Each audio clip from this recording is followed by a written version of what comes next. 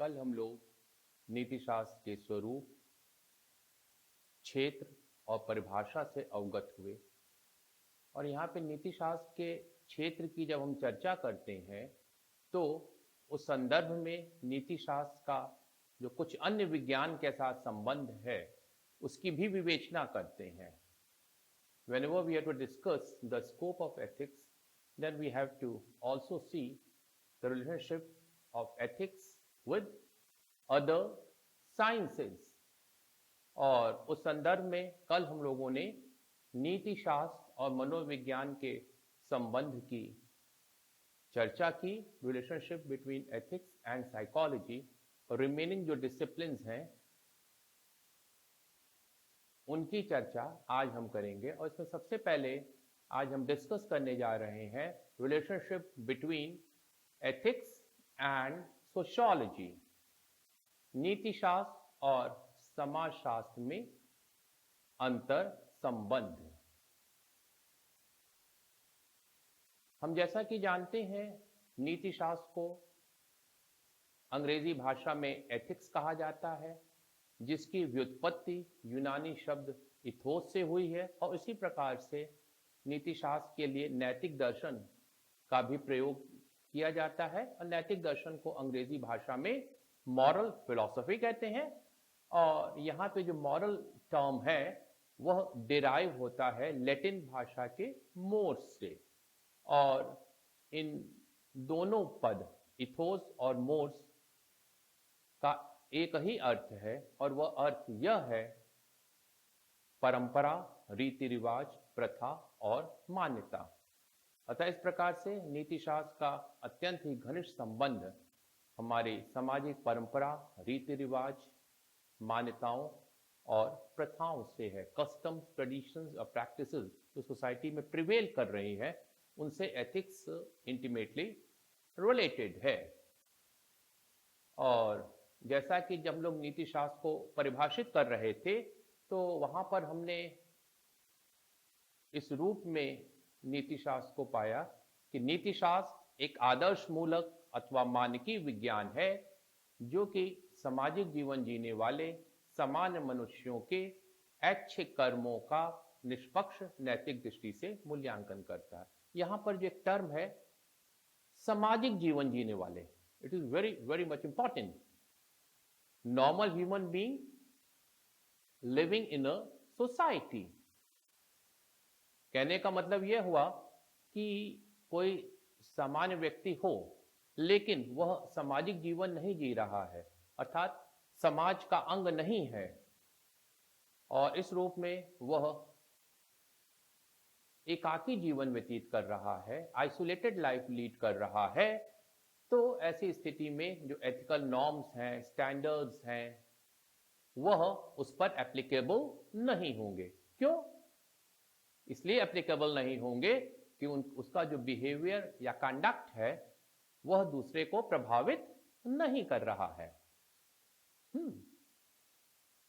जैसे मान लीजिए कि कोई व्यक्ति निर्जन स्थान पर जंगल है जैसे, वहां में रह रहा है, उसके आसपास कोई आपके बस्ती नहीं है और व्यक्ति नहीं है, तो फिर वह जिस भी तरह की भाषा का प्रयोग करे, जिस भी तरह का आचरण करे, जिस भी तरह का परिधान पहने या ना पहने, तो वह दूसरे किसी को प्रभावित नहीं कर रहा है, इसलिए वह नैतिकता की परिधि में नहीं आएगा। क्योंकि नैतिकता सदैव अंतर्वैयक्तिक होती है। Morality is always interpersonal. Morality is an interpersonal relationship. नैतिकता एक अंतर्वैयक्तिक संबंध है, अर्थात हमारा आचरण आपको प्रभावित कर रहा है और आपका आचरण जो है वह हमें प्रभावित करता है, राइट? और इसीलिए देखिए भारतीय संस्कृति में कैसा आचरण होना चाहिए उस संदर्भ में हमें यह विचार प्राप्त होता है कि आत्मनः प्रतिकूलानि परेशान न समाचरेत। कहने का अर्थ है कि जो कुछ हमारे लिए प्रतिकूल है वैसा आचरण हम दूसरे के साथ ना करें। एकदम सही बात है। जैसे कि मुझे यह पसंद नहीं है कि कोई मुझे अभद्र भाषा, मेरे साथ कोई अभद्र भाषा बोले, अभद्र व्यवहार करे, तो हमें भी इस बात का ध्यान रखना, अभद्र आचरण ना करें, हमारी जो भाषा हो वह अभद्र ना हो, राइट। तो इस प्रकार से यह कहने में कोई संकोच नहीं है कि नीति शास्त्र और समाज शास्त्र का अत्यंत ही घनिष्ठ संबंध पाया जाता है। अब हम पहले इस पर विचार करना चाहेंगे कि हम समाजशास्त्र के अंतर्गत किसका अध्ययन करते हैं। तो जैसा कि हम जानते हैं, समाजशास्त्र के अंतर्गत हम समाज के उद्भव, विकास और ह्रास का अध्ययन करते हैं। Origin, development and decline of society. और इसके अतिरिक्त जो विभिन्न सामाजिक संस्थाएं हैं, जो सोशल इंस्टीट्यूशंस हैं, उनका भी समाजशास्त्रीय विश्लेषण करते हैं, सोशियोलॉजिकल एनालिसिस करते हैं। और वह जो सामाजिक संस्थाएं हैं, परिवार, कुटुंब, समाज, विवाह, धर्म इत्यादि, these are all social institution. और इसके अतिरिक्त समाज में बहुत सी परंपरा, रीति रिवाज और प्रथाएं हैं, उनका भी वैज्ञानिक अध्ययन समाजशास्त्र के अंतर्गत किया जाता है।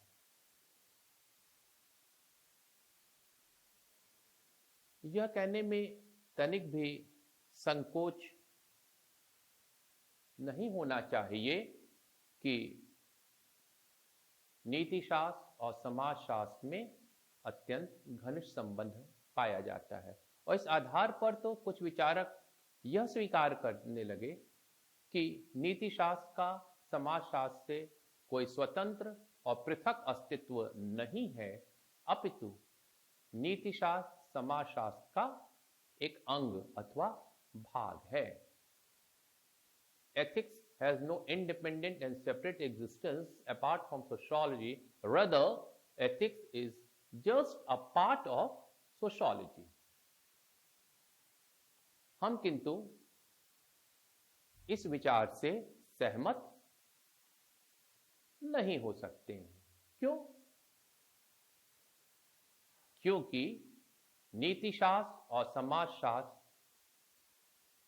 स्वरूप की दृष्टि से एक दूसरे से नितांत भिन्न है। जैसा कि हम यह जानते हैं कि समाजशास्त्र मनोविज्ञान के ही भांति एक तथ्यात्मक अथवा वर्णनात्मक विज्ञान है। Sociology, like psychology, is a kind of descriptive science or factual science, जबकि नीति शास्त्र आदर्श मूलक अथवा मानकीय विज्ञान होता है, आइडियल और नॉर्मेटिव साइंस है। यहां पर कहने का आशय यह है कि समाजशास्त्र के अंतर्गत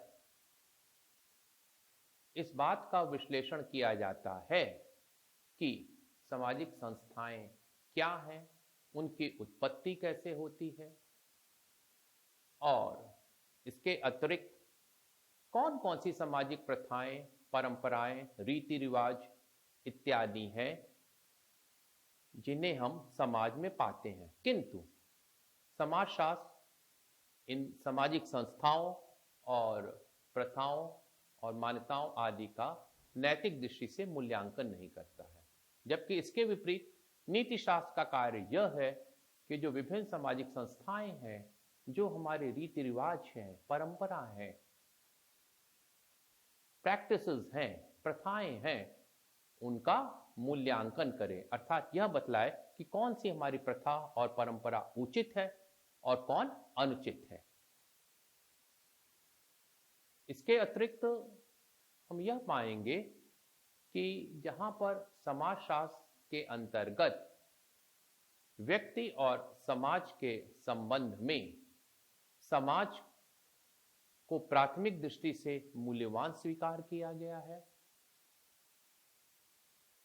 और यहाँ पर समाज एक अंगी है, होल है, समष्टि है, तो व्यक्ति उसका एक अंग है, पार्ट है, व्यष्टि है। और इस प्रकार से जो व्यक्तिगत हित हैं, वैयक्तिक हित हैं, वह समाज के अंतर्गत ही सुरक्षित रह सकते हैं। इसके विपरीत हम नीति शास्त्र में व्यक्ति को प्राथमिक दृष्टि से मूल्यवान मानते हैं और इसी कारण से जो व्यक्ति की वैयक्तिक स्वतंत्रता है,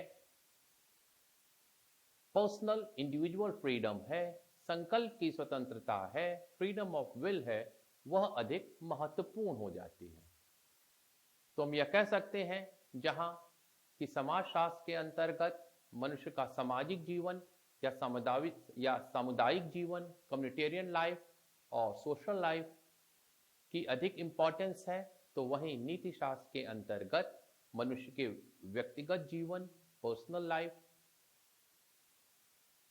व्यक्तिगत आचरण, व्यवहार आदि का अधिक महत्व है। अब हम relationship of ethics and political science की चर्चा करेंगे। हम यह देखने का प्रयास करेंगे कि नीति शास्त्र और राजनीति शास्त्र में किस प्रकार का संबंध है, how the two are inter related, how ethics is related with political science. नीति शास्त्र और राजनीति शास्त्र एक दृष्टि से एक ही उद्देश्य की पूर्ति करते हुए प्रतीत होते हैं। यह दोनों ही मनुष्य के आचरण एवं व्यवहार को नियंत्रित करने का प्रयास करते हैं, क्योंकि यदि कोई राजनीतिक और नैतिक नियंत्रण ना हो तो मनुष्य स्वेच्छाचारी हो जाएगा, जो कि समाज के लिए घातक होगा।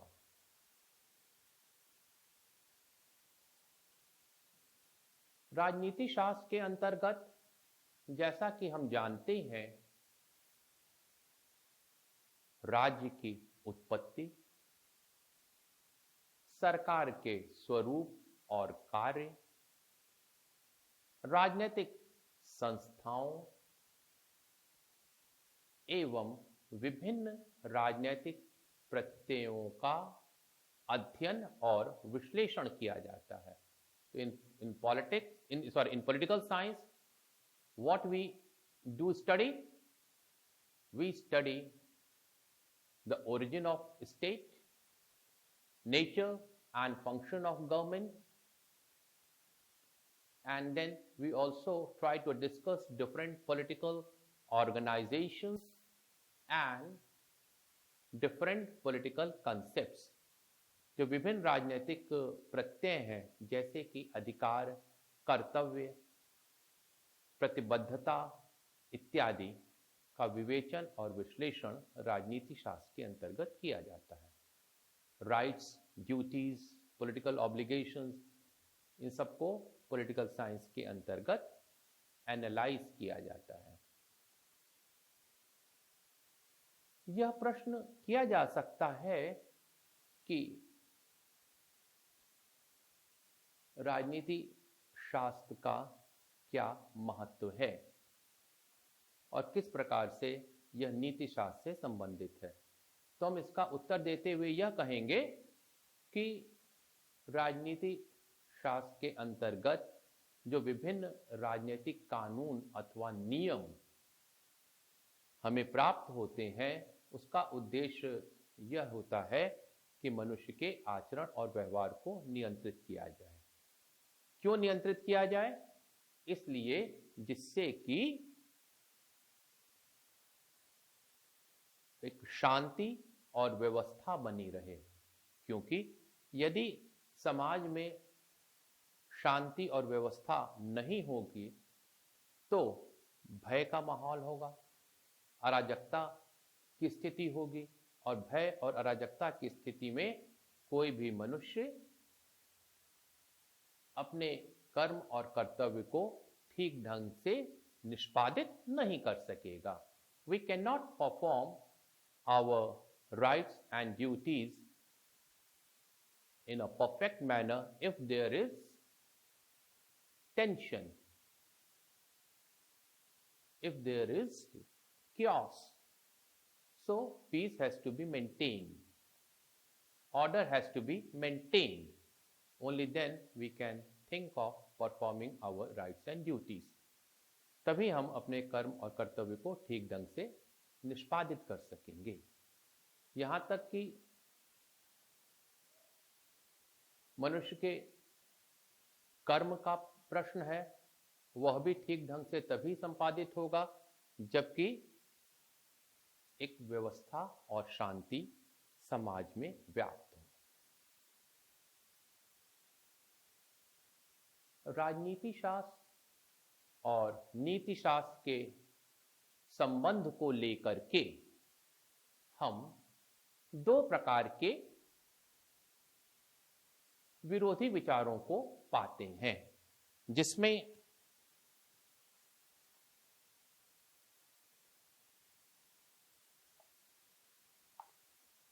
कौटिल्य एवं मैकियावेली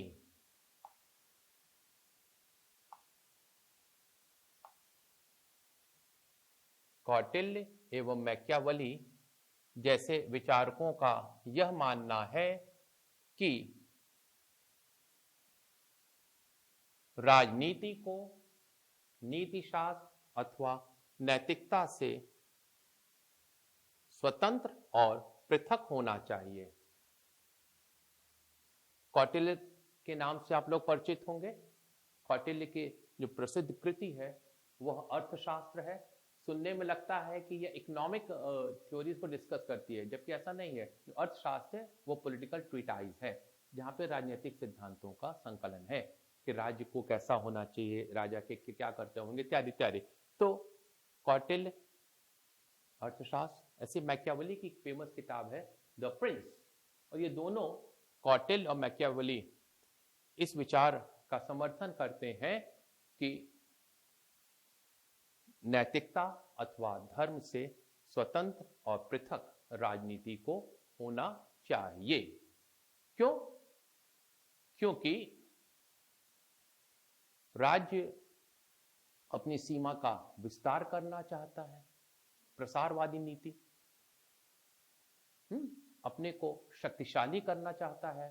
और यदि हम नैतिक दृष्टि से विचार करेंगे, शुभ अशुभ, उचित अनुचित की बात करेंगे, तो फिर राज्य का विस्तार कैसे होगा? तो इस प्रकार से राजनीति को नैतिकता अथवा नीति शास्त्र से स्वतंत्र और पृथक होना चाहिए।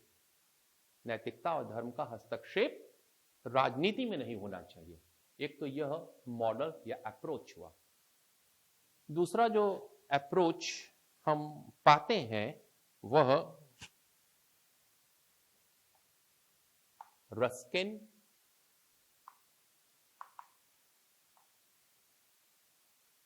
और गांधी के विचार में है।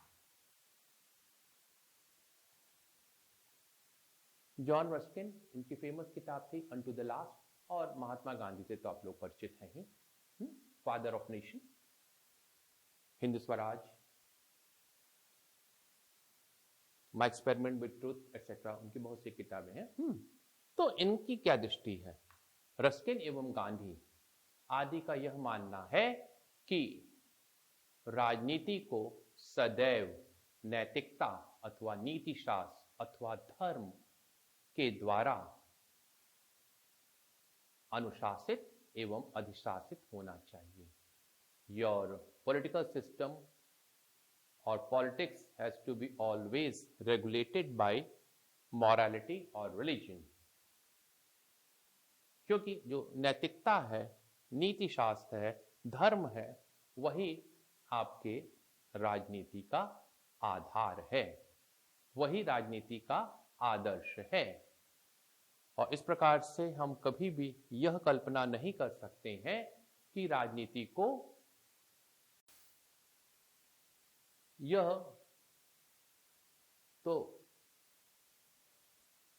स्वीकार किया जा सकता है कि नीति शास्त्र और राजनीति शास्त्र दोनों में अत्यंत घनिष्ठ संबंध पाया जाता है, क्योंकि दोनों का उद्देश्य जो है वह मानव कल्याण है और दोनों ही यह चाहते हैं कि जो मानव का आचरण और व्यवहार है वह नियंत्रित हो, रेगुलेटेड हो, मर्यादित हो, आचरण जो हो मर्यादित आचरण हो, डिसेंट बिहेवियर हो, और उसको रेगुलेट करने के तरीके नीति शास्त्र और राजनीति शास्त्र के हैं। जहां पर राजनीति शास्त्र के अंतर्गत हम एक राज्य की अवधारणा को पाते हैं और साथ ही साथ में राजनीतिक नियम और कानून को पाते हैं। ये जो राजनीतिक नियम और कानून है वह मनुष्य के आचरण और व्यवहार को नियंत्रित करता है, करेक्ट।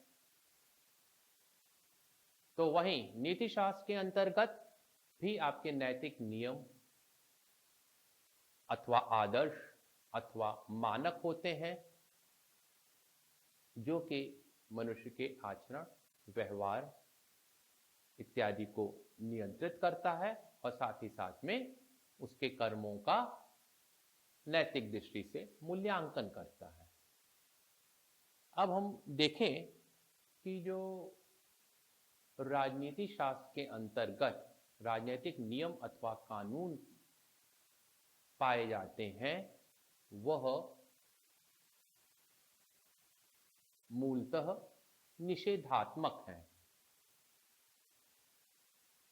यहां पे निषेधात्मक कहने का हमारा अर्थ यह है कि यदि हम इस राजनीतिक कानून का उल्लंघन करेंगे तो हमें इस प्रकार का दंड मिलेगा। जैसे चोरी करेंगे, चोरी का अपराध है तो हमें यह दंड मिलेगा। हत्या है, एक अपराध है और कोई हत्या करता है तो राज्य के द्वारा उसे दंडित किया जाएगा, कोडिफाई है। तो इसे हम कहेंगे निषेधात्मक। जबकि जो नैतिक नियम और आदर्श हैं वह भावात्मक होते हैं, जिसके अंतर्गत हम ऐसा विचार पाते हैं कि इन नैतिक आदर्श या नियमों का हम पालन करेंगे तो हमारा नैतिक उत्थान होगा, हम परफेक्ट होंगे, पूर्णत्व को प्राप्त करेंगे। तो पूर्णत्व की प्राप्ति के लिए नैतिक आदर्श अथवा नियमों का पालन करना चाहिए। हम इसे और समझने का प्रयास करें तो हम यह कह सकते हैं कि जो राजनीतिक नियम है अथवा कानून है उनका पालन व्यक्ति या तो पुरस्कार प्राप्ति की इच्छा अथवा दंड के भय से करता है। तो वहीं नैतिक नियमों का पालन हम नियम के लिए करते हैं, यहां पर पुरस्कार प्राप्ति अथवा भय की इच्छा निहित नहीं होती है। इस आधार पर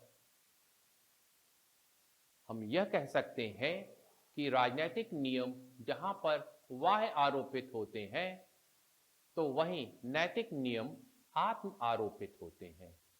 Political laws are externally imposed, whereas moral laws are self-imposed. और इस संदर्भ में एक बड़े महत्वपूर्ण पाश्चात्य दार्शनिक इमैनुअल कांट हुए हैं, जिनका यह मानना है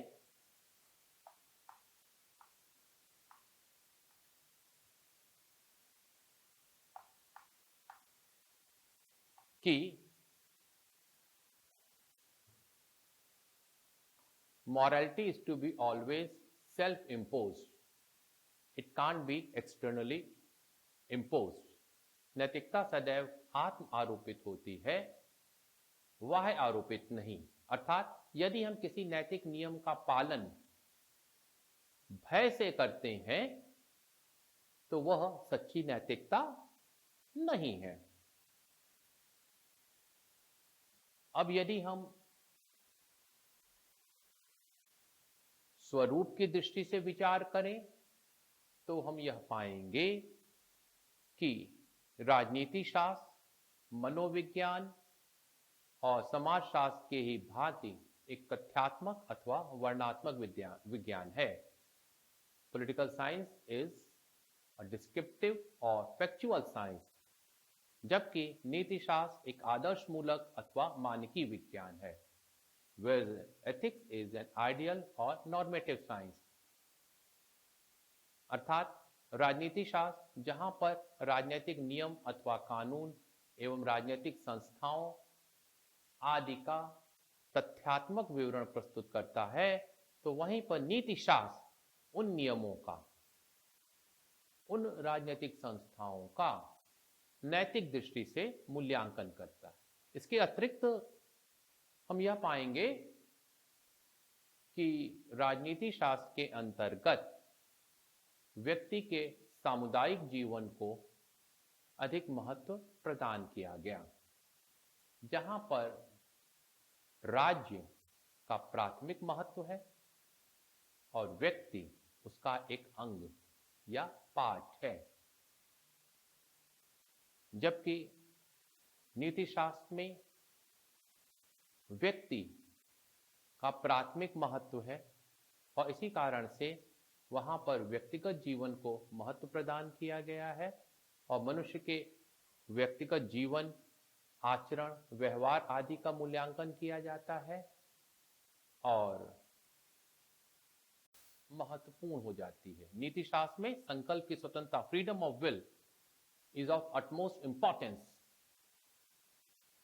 जहां पे इंडिविजुअल की सुप्रीमेसी है, स्टेट सेकेंडरी होगा। और जबकि पॉलिटिकल साइंस में हम देखेंगे वहां के स्ट्रक्चर में स्टेट जो है सुप्रीम है और इंडिविजुअल उसका पार्ट एंड पार्सल है। अब हम लोग relationship between ethics and metaphysics की चर्चा करेंगे। नीति शास्त्र और तत्व मीमांसा के संबंध की चर्चा करेंगे। जहां तक नीति शास्त्र और तत्व मीमांसा के घनिष्ठ संबंध का प्रश्न है, तो वह संबंध तो घनिष्ठ होगा ही और बहुत स्वाभाविक है। क्यों? हम ऐसा क्यों कह रहे हैं? हम ऐसा इसलिए कह रहे हैं क्योंकि यह दोनों ही दर्शन शास्त्र से संबंधित हैं।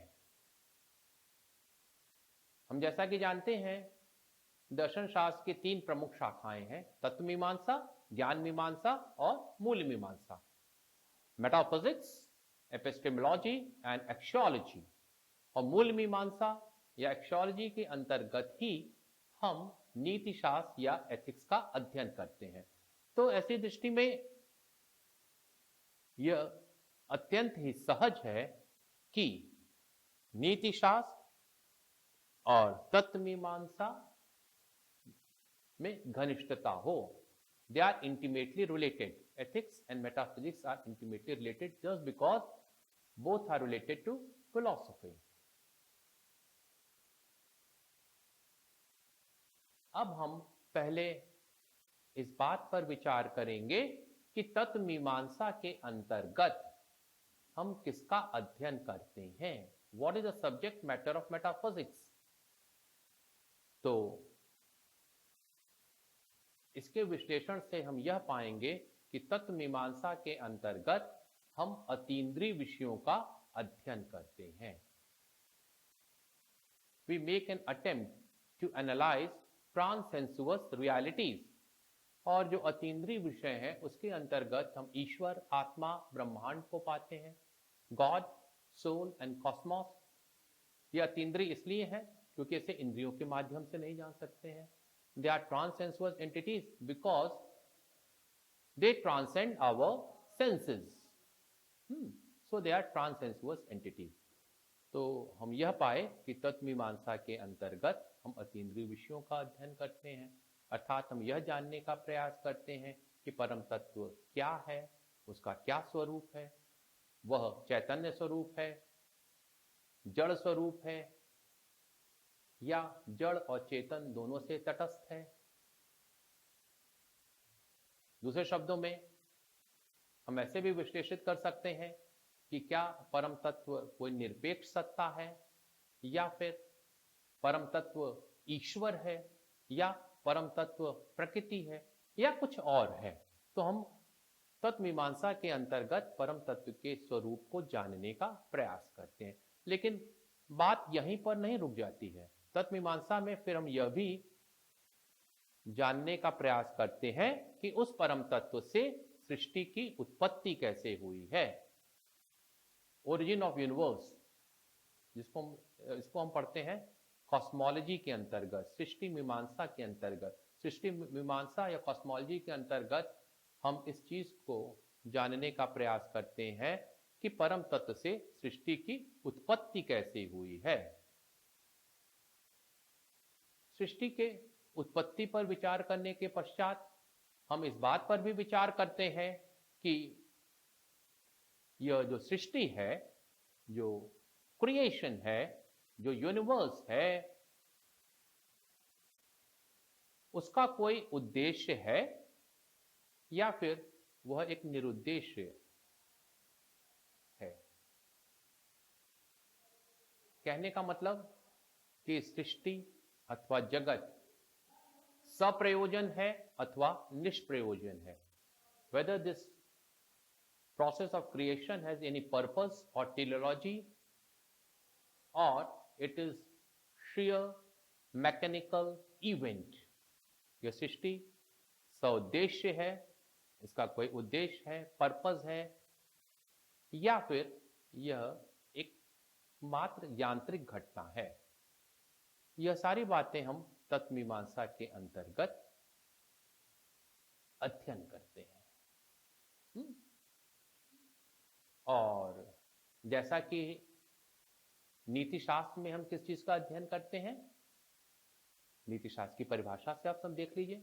नीति शास्त्र एक आदर्श मूलक अथवा मानकीय विज्ञान है जो सामाजिक जीवन जीने वाले समान मनुष्यों के ऐच्छिक कर्मों का निष्पक्ष नैतिक दृष्टि से मूल्यांकन करता है और इसके अतिरिक्त आदर्श अथवा मानक की स्थापना करता है जिसके परिप्रेक्ष्य में नैतिक निर्णय संभव होता है। Right? So this is the definition of ethics, that it is an ideal or normative science which morally evaluates the voluntary acts of normal human being living in the society, and apart from that, it also prescribes norms or ideals, and on the basis of these ideals or norms, human behavior or conduct or voluntary act is morally evaluated.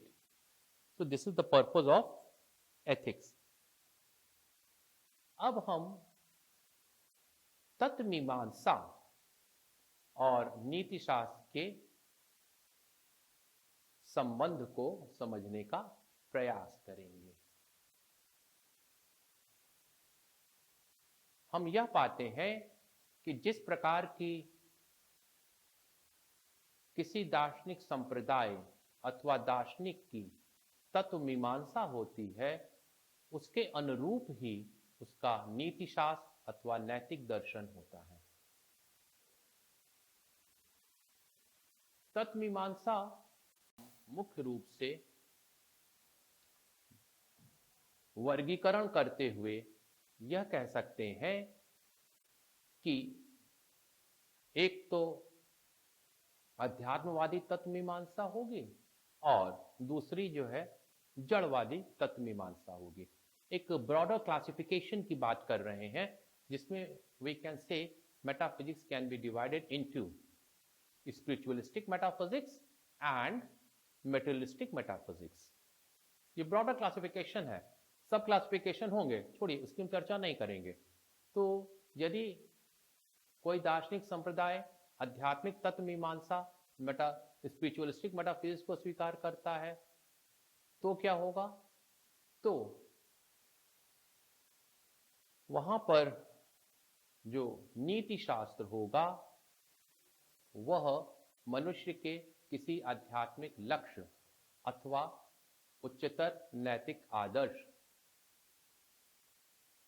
को स्वीकार करेगा। जैसे कि वह जो नैतिक आदर्श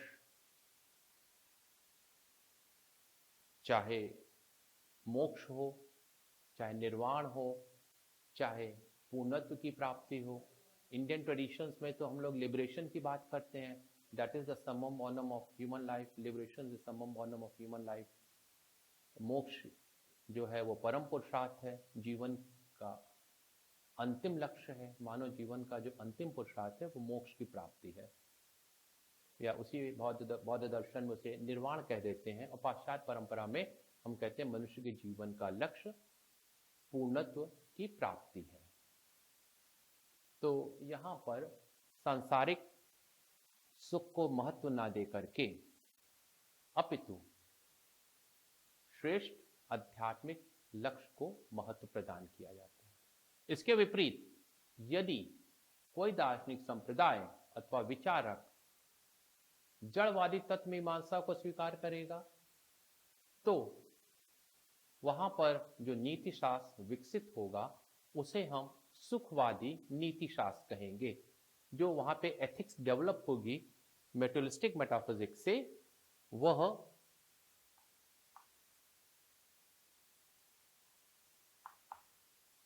hedonism होगी, सुखवाद।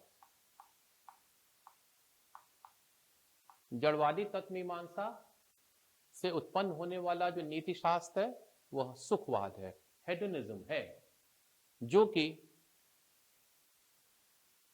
ऐन्द्रिक जीवन को ही मनुष्य के जीवन का अंतिम लक्ष्य स्वीकार करता है। According to hedonism, pleasure is the ultimate end of human life. सुखवाद के अनुसार मनुष्य के जीवन का अंतिम लक्ष्य सुख की प्राप्ति है, और यहाँ पे जो सुख है वह ऐन्द्रिक सुख है, सांसारिक सुख है। तो हम यह पाए कि यदि आपके जड़वादी तत्व मीमांसा है तो उसका नीति शास्त्र सुखवाद होगा, और यदि अध्यात्मवादी तत्व मीमांसा है तो उसका जो नीति शास्त्र है वह पूर्णतावाद या मोक्षवाद होगा। अब हम नीति शास्त्र और तत्व मीमांसा के घनिष्ठ संबंध होने के बावजूद इस बात पर विचार करेंगे कि वे एक दूसरे से किस दृष्टि से भिन्न हैं। Although the two are intimately related, even then how the two are different from each other. हम यह पाते हैं कि तत्व मीमांसा का जो क्षेत्र है वह नीति शास्त्र की तुलना में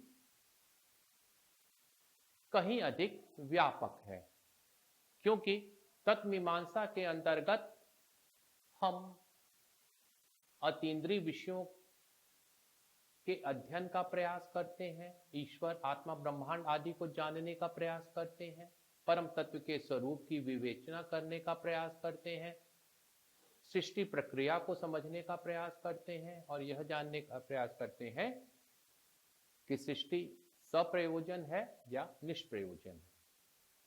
जबकि इसके विपरीत नीति शास्त्र का तो एकमात्र कार्य मनुष्य के ऐच्छिक कर्मों का नैतिक दृष्टि से मूल्यांकन करना है, या दूसरे शब्दों में मनुष्य के ऐच्छिक कर्म, आचरण अथवा व्यवहार आदि पर नैतिक निर्णय देना है।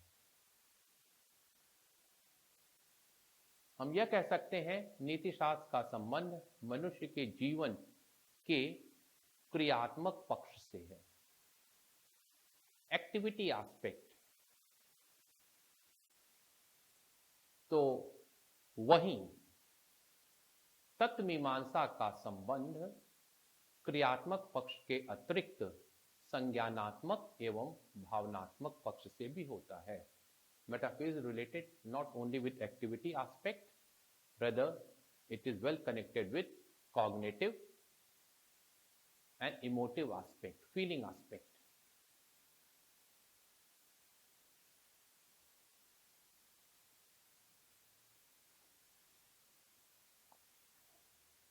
अंत में हम निष्कर्ष रूपेण यह कह सकते हैं कि यद्यपि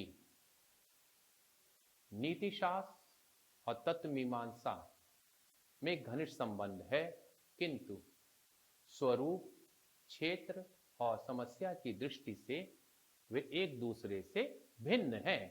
अब हम लोग जो अंतिम डिस्कशन का पार्ट है उस पर आते हैं, जहां हम लोग एथिक्स और रिलीजन के रिलेशनशिप की चर्चा करेंगे. नीतिशास्त्र और धर्म में एक सहज रूप से अत्यंत ही घनिष्ठ संबंध पाया जाता है, क्योंकि दोनों का ही उद्देश्य मनुष्य के नैतिक जीवन का विकास है. दोनों ही मनुष्य के आचरण और व्यवहार आदि को नियंत्रित करते हुए एक उच्चतर आध्यात्मिक लक्ष्य की ओर ले जाने का प्रयास करते हैं. और धर्म दर्शन को भी हम लोग फिलॉसफी के अंतर्गत पढ़ते पढ़ाते हैं, और नीतिशास्त्र को तो फिलॉसफी में तो पढ़ते ही हैं. तो इस दृष्टि से भी दोनों का ही संबंध दर्शन शास्त्र से होने के कारण नीतिशास्त्र और धर्म में घनिष्ठ संबंध का होना कोई असहज नहीं है, अपितु अत्यंत ही स्वाभाविक है. It's quite natural to have intimate relationship between your ethics and religion. हम यहां पहले यह विचार करेंगे कि धर्म के अंतर्गत हम किसका अध्ययन करते हैं, या दूसरे शब्दों में हम इस पर भी विचार कर सकते हैं कि धर्म का क्षेत्र क्या है, या फिर धर्म को हम परिभाषित कैसे करेंगे. करेक्ट. तो सामान्य रूप से जब भी हम धर्म या रिलीजन के बारे में विचार करते हैं तो यह पाते हैं कि धर्म के अंतर्गत किसी दैवी सत्ता अथवा ईश्वर के प्रति हमारे मन में एक अपार श्रद्धा अथवा आस्था होती है, दृढ़ आस्था होती है. और इस दृढ़ आस्था के फलस्वरूप हम उस दैवी शक्ति को या ईश्वर को भावनात्मक स्तर पर स्वीकार करते हुए उस शक्ति की उपासना, प्रार्थना इत्यादि करते हैं. हम सामान्यतः कह रहे हैं, हम जब ये बात कह रहे हैं तो हम कह रहे हैं सामान्यतः धर्म में ऐसा होता है कि कोई एक दैवी शक्ति या ईश्वर की सत्ता अवश्य होगी जिसे हम स्वीकार करते. लेकिन यह आवश्यक सामान्यतः, लेकिन इसकी भी संभावना है कि कोई धर्म हो और उसमें कोई दैवी शक्ति अथवा ईश्वर का अस्तित्व न हो, क्योंकि हम धर्म दर्शन में निरीश्वरवादी धर्म को भी पाते हैं, एथिस्टिक रिलीजन भी है. उदाहरण के तौर पे आप हमसे पूछेंगे तो हम कह देंगे कि जैन धर्म, बौद्ध धर्म और कन्फ्यूशियस धर्म, ये तीनों जो हैं धर्म तो हैं किंतु निरीश्वरवादी हैं. यहाँ पे ईश्वर की सत्ता को स्वीकार नहीं किया गया. लेकिन सामान्यतः जनरली गॉड जो होता है वो फोकल पॉइंट होता है रिलीजन का. स्पेशली थिस्टिक रिलीजन में God is the focal point. जो केंद्रीय प्रत्यय है वह ईश्वरवादी धर्म में ईश्वर ही है, ईश्वर की सत्ता ही है. तो यदि कोई धर्मपरायण व्यक्ति है ईश्वर में उसकी आस्था है, तो उसका यह मानना होगा कि उसके जो समस्त कर्म हैं वह ईश्वर के द्वारा निर्धारित होते हैं, या उसके समस्त कर्म ईश्वर की इच्छा के अधीन हैं. They are being determined by God. We don't have any freedom of will, rather all our acts and behavior are determined by God. Divine will that prevails, ईश्वरी इच्छा वह महत्वपूर्ण है. और इस प्रकार से नीति शास्त्र अथवा नैतिकता का धर्म से कोई स्वतंत्र और पृथक अस्तित्व नहीं हो सकता है. Religion is the basis of all our morality.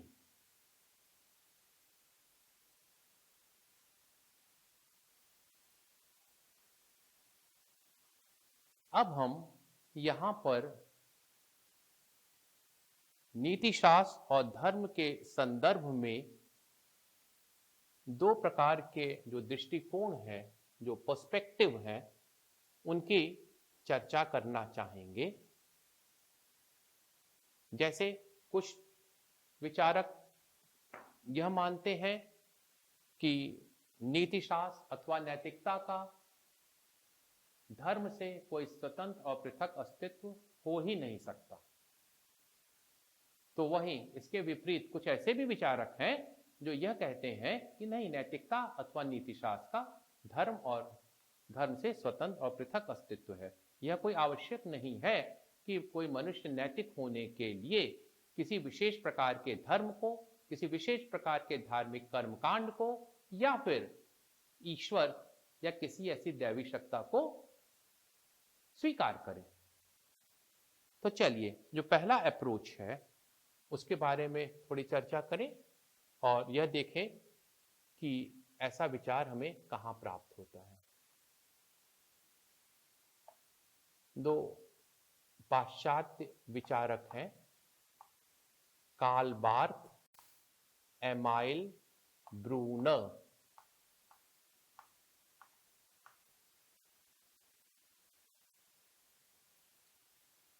Theologian है कार्ल बार्थ, और एमाइल ब्रूनर का यह मानना है कि नैतिकता अथवा नीति शास्त्र का धर्म से स्वतंत्र अस्तित्व हो ही नहीं सकता, क्योंकि जो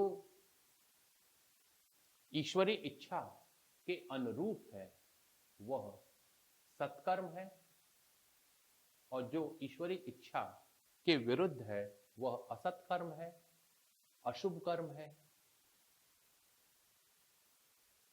और यहां पर धर्मपरायण व्यक्ति अपने समस्त कर्म को ईश्वर को समर्पित कर देता है. तो एक मॉडल तो ये हुआ, जबकि एक दूसरा मॉडल जो बनेगा जहां पर हम यह पाएंगे कि नीति शास्त्र अथवा नैतिकता का धर्म से स्वतंत्र और पृथक अस्तित्व है. और इसके समर्थन में हम तीन प्रमुख दार्शनिक को पाते हैं, और ये तीन प्रमुख दार्शनिक कार्ल मार्क्स,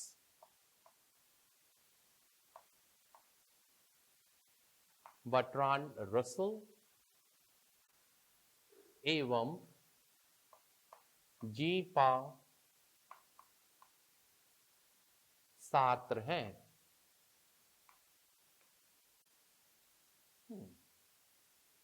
कार्ल मार्क्स का नाम हो सकता है आप लोगों ने सुना हो.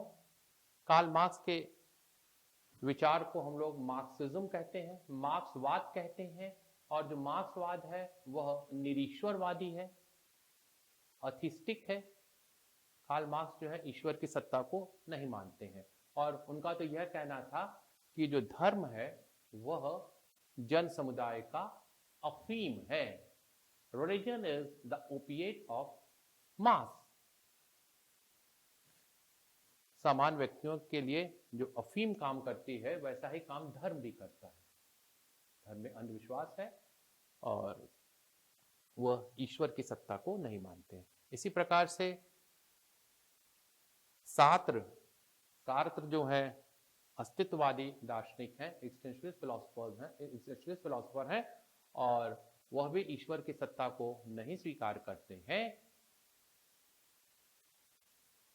और इन तीनों विचारकों का यह मानना है कि नैतिक होने के लिए यह आवश्यक नहीं है कि किसी ईश्वर अथवा दैवीय सत्ता को स्वीकार किया जाए, किसी विशेष प्रकार के धार्मिक कर्मकांड को स्वीकार किया जाए,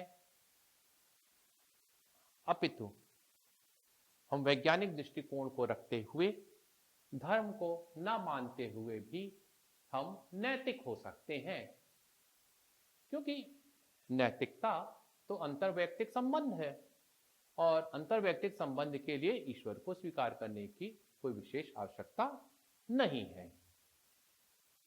तो इस प्रकार से नीति शास्त्र का धर्म से स्वतंत्र और पृथक अस्तित्व है, ऐसा विचार हम लोग मार्क्स, रसल और सार्त्र के दर्शन में पाते हैं।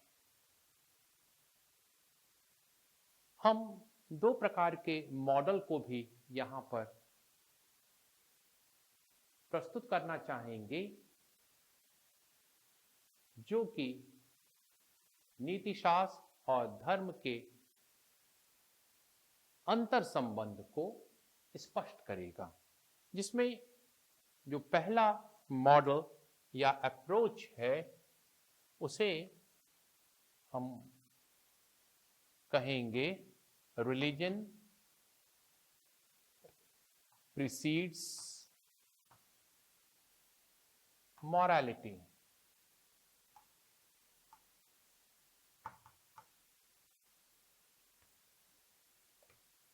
धर्म नैतिकता का पूर्वगामी है।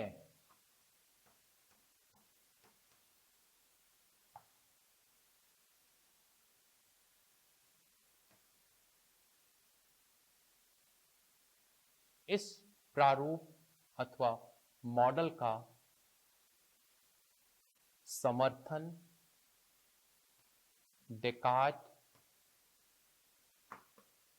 एवं लॉक जैसे दार्शनिक करते हैं,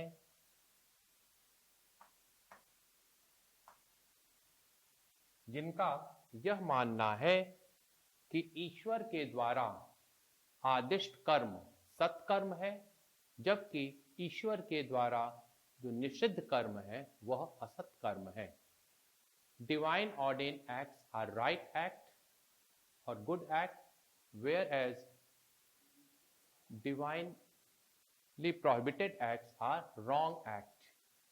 तो इस प्रकार से ईश्वर की इच्छा ही मनुष्य के कर्मों का नैतिक दृष्टि से मूल्यांकन करती है। या दूसरे शब्दों में हम यह कह सकते हैं कि नैतिकता का आधार धर्म है, जबकि सेकेंड मॉडल के रूप में हम कहेंगे morality precedes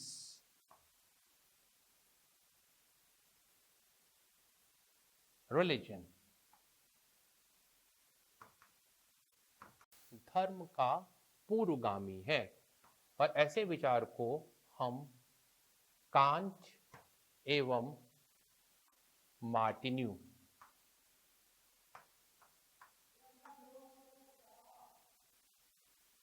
के दर्शन में पाते हैं।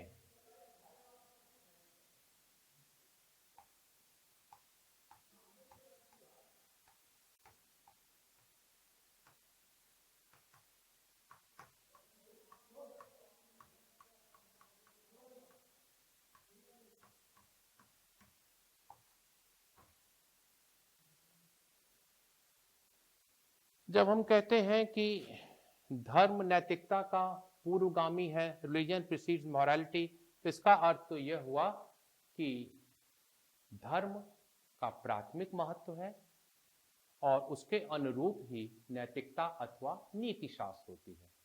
जबकि हम यह कहेंगे मॉरलिटी प्रीसीड्स रिलीजन, नैतिकता धर्म का पूर्वगामी है, तो यहाँ प्राथमिक महत्व हम नैतिकता अथवा नीति शास्त्र को दे रहे हैं, धर्म जो है वह सेकेंडरी हो जाता है। कांट ने पूर्ण शुभ की अवधारणा को प्रस्तावित किया, कंप्लीट गुड।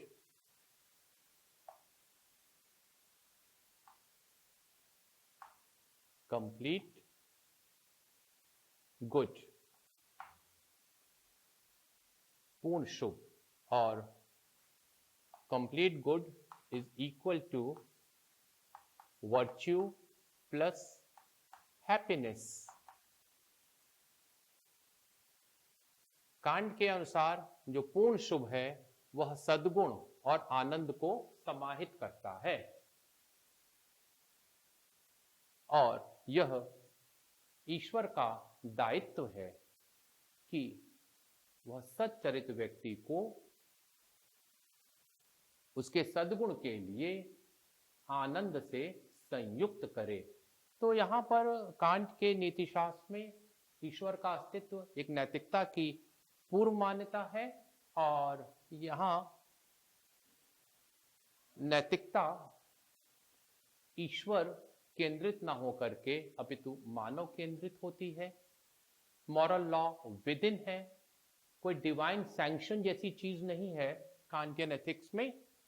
तो वहीं पर मार्टिन्यू जो कि एक अंतःप्रज्ञावादी दार्शनिक है, एक इंट्यूशनिस्ट फिलोसोफर है, उनका भी यह मानना है कि धर्म और नैतिकता में नैतिकता का या नीति शास्त्र का प्राथमिक महत्व है, क्योंकि नैतिकता अथवा नीति शास्त्र के अंतर्गत हम एक नैतिक बाध्यता को पाते हैं, एक मॉरल कंपल्शन को पाते हैं, और यह जो मॉरल कंपल्शन है वह ईश्वर की सत्ता को निर्देशित अथवा उपलक्षित करता है। दिस मॉरल कंपल्शन डायरेक्ट्स और indicates the existence of God. अंत में इस पूरे डिबेट को कंक्लूड करते हुए हम यह कह सकते हैं कि नीति शास्त्र और धर्म में जो संबंध पाया जाता है वह संबंध अन्योनाश्रित संबंध है, अन्योन आश्रित संबंध। इसको इंग्लिश में अन्योन आश्रित संबंध को कहते हैं mutual dependence. It is relationship of mutual dependence, अन्योन आश्रित संबंध। कहने का अर्थ है एक दूसरे पे निर्भर है और दूसरा पहले पे निर्भर है। कहने इसको हम ऐसे समझाएंगे कि कैसे अन्योन आश्रित संबंध है। धर्म हमारी नैतिकता अथवा नीति शास्त्र का एक आदर्श है, एक आइडियल फाउंडेशन है। तो वहीं नैतिकता के अंतर्गत सामाजिक संबंधों में धर्म का बाह्य प्रकाशन होता है। In morality, what we find an outward manifestation or expression of religion, whereas religion is an ideal foundation of human morality. Thank you.